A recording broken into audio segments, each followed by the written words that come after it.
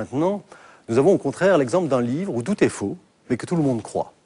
Ce deuxième livre, c'est Les protocoles des sages de Sion, qu'au passage, Hitler cite dans Mein Kampf comme la preuve même de la nocivité des Juifs. Alors pour prendre la mesure du danger de ce livre, je vous invite à regarder le film qui suit. C'est La vérité est ailleurs, un film signé Barbara Nessek. Regardez.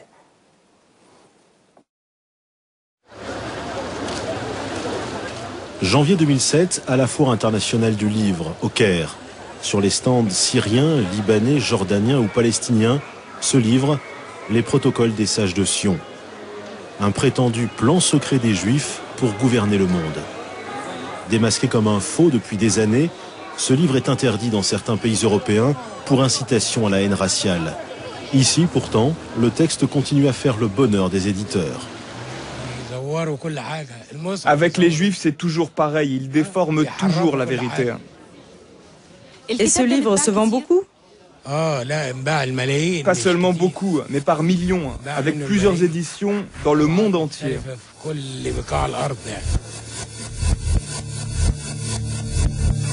Comment les protocoles sont-ils devenus un best-seller?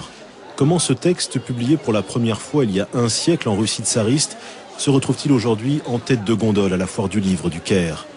Enquête sur un bréviaire de la haine.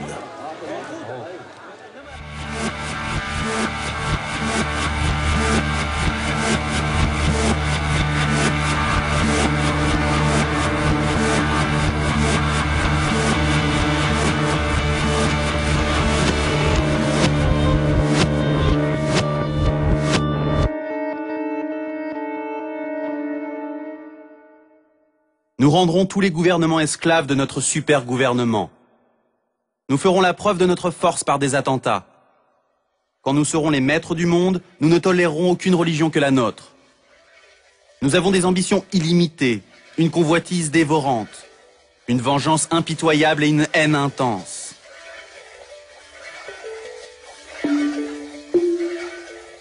Une littérature absurde, devenue avec le temps le livre culte des antisémites du monde entier. Mais il y a pire encore. Les protocoles se présentent comme le compte-rendu d'une réunion secrète au cours de laquelle les sages de Sion, un comité composé de juifs du monde entier, annoncent leur plan machiavélique pour prendre le pouvoir dans le monde.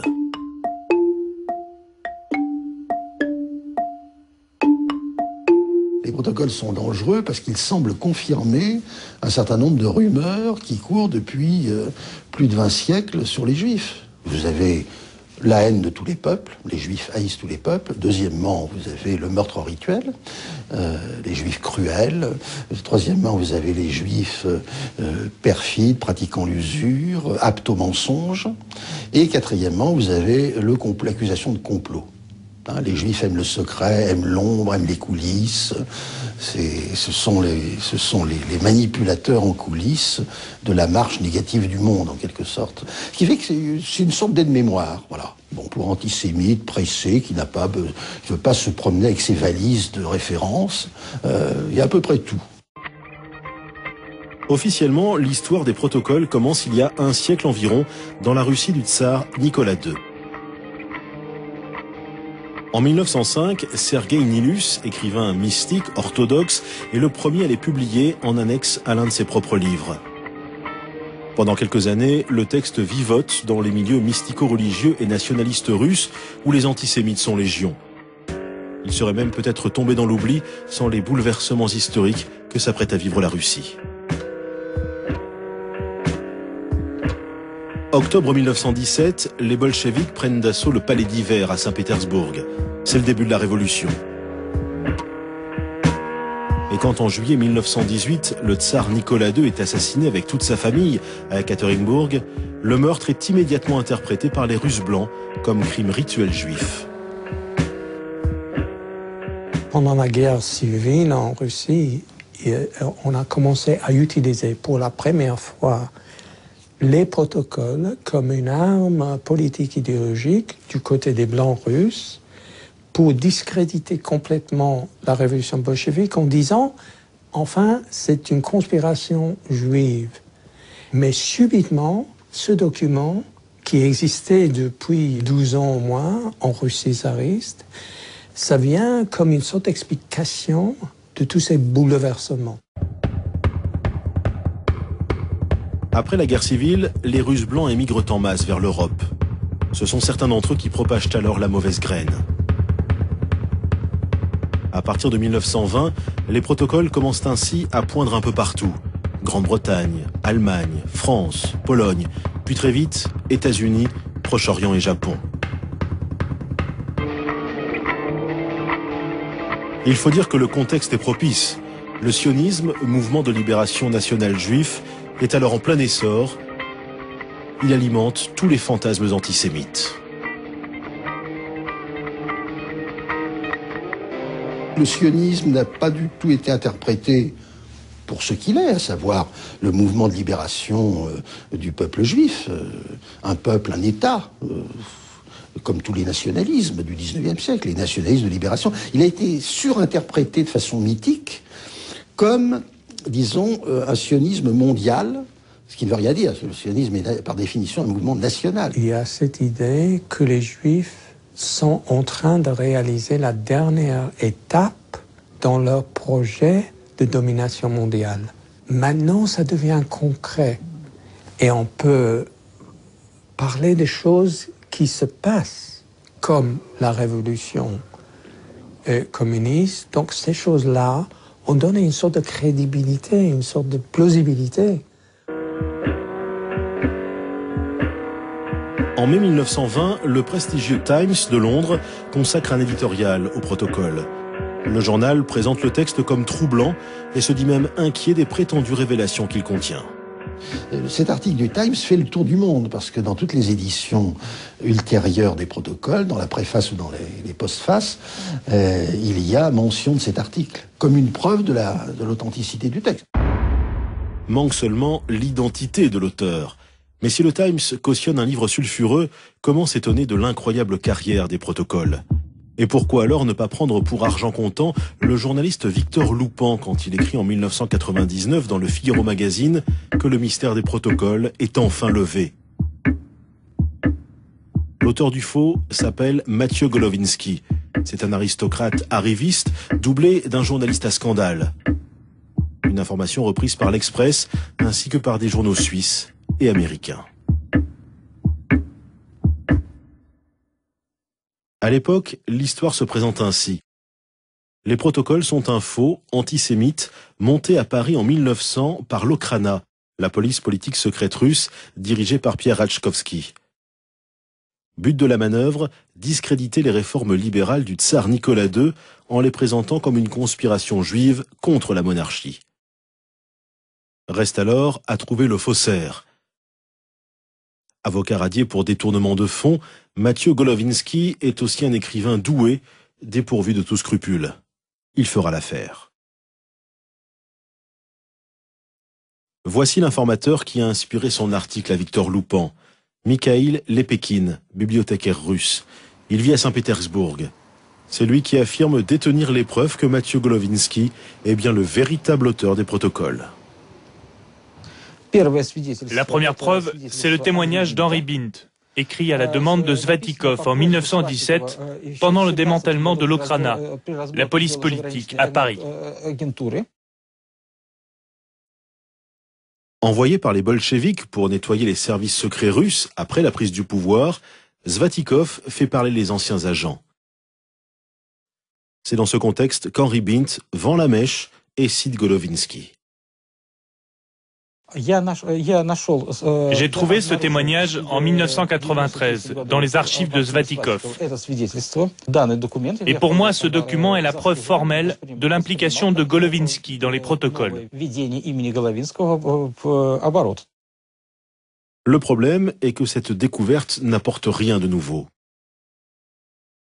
Ce témoignage de Bindt, qui cite Golovinsky comme auteur des protocoles, est rapporté par Svatikov pour la première fois en 1935, au procès de Berne. Un procès historique intenté par la communauté juive suisse contre la propagation des protocoles par un groupuscule nazi. Traduit en allemand et accessible dans d'autres archives, ce document est déjà connu des chercheurs depuis longtemps. L'annonce de l'Epékin a fait naître l'espoir de nouvelles preuves. Qu'est-ce que vous avez de plus à part ce qu'on connaît déjà, le dit document de Bint et Svatikov? Vous avez trouvé des choses en plus? À part ces documents, non. Je vous ai dit que j'ai travaillé sur la biographie de Golovinsky. Et je peux vous expliquer quand les protocoles sont apparus, dans quel but ils ont été écrits, comment. Je trouve que c'est suffisant.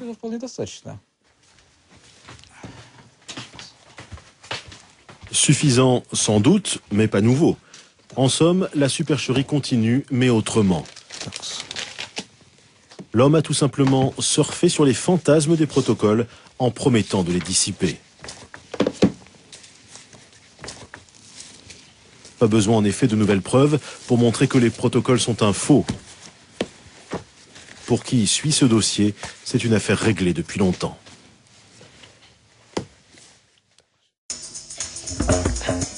Constantinople, 1921.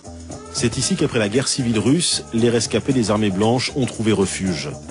Parmi ces exilés, un homme, Michel Raslovlev.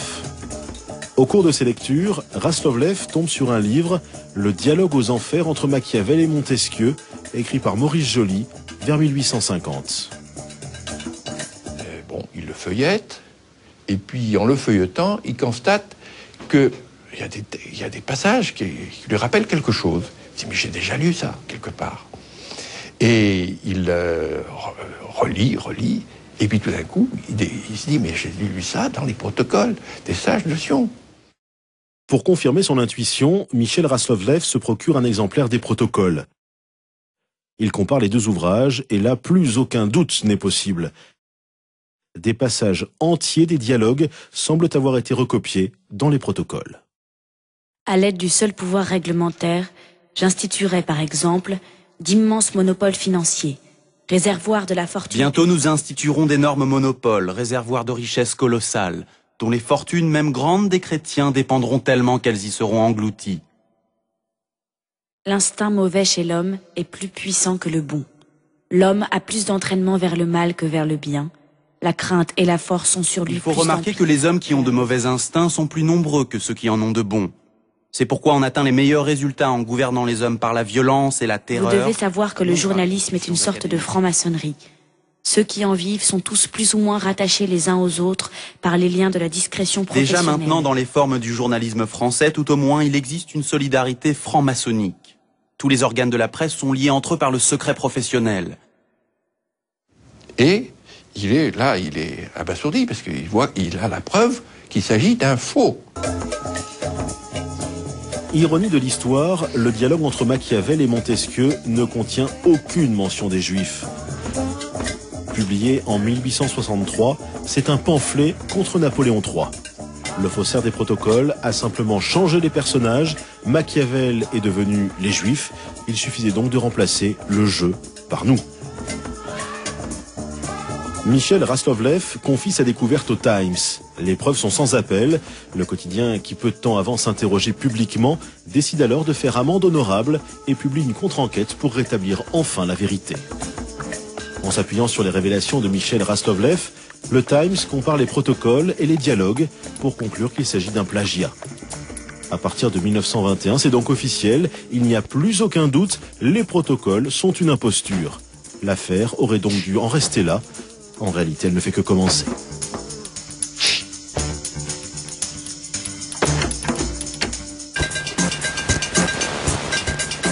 En Allemagne d'abord, la contre-enquête du Times a été certes relayée par les grands quotidiens du pays. Mais les révélations ont eu peu d'effet ici, et pour cause.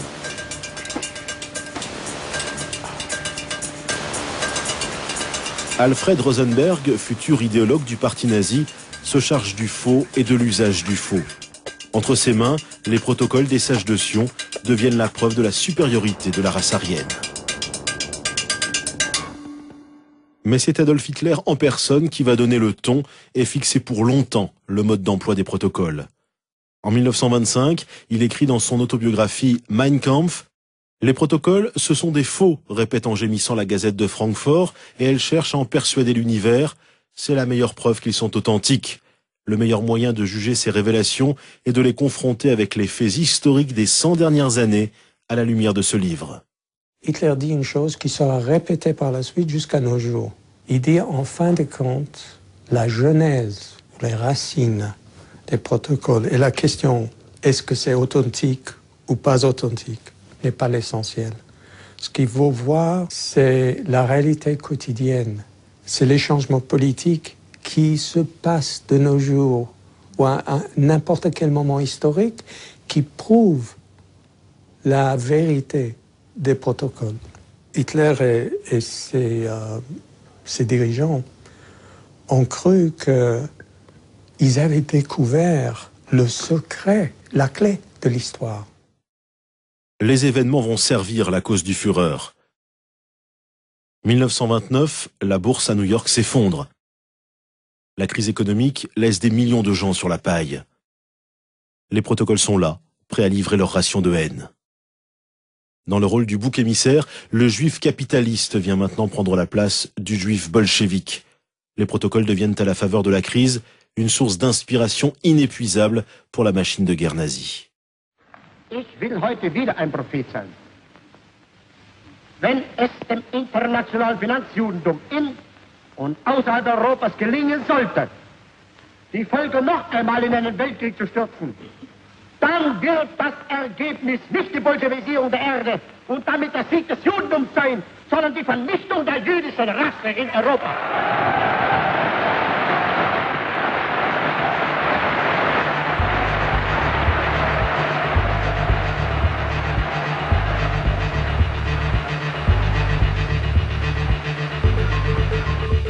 L'idée d'une conspiration est très importante parce que c'est un mythe mobilisateur. Il faut mobiliser les gens. Il faut créer cette image qu'on lutte contre des forces qui sont très menaçantes.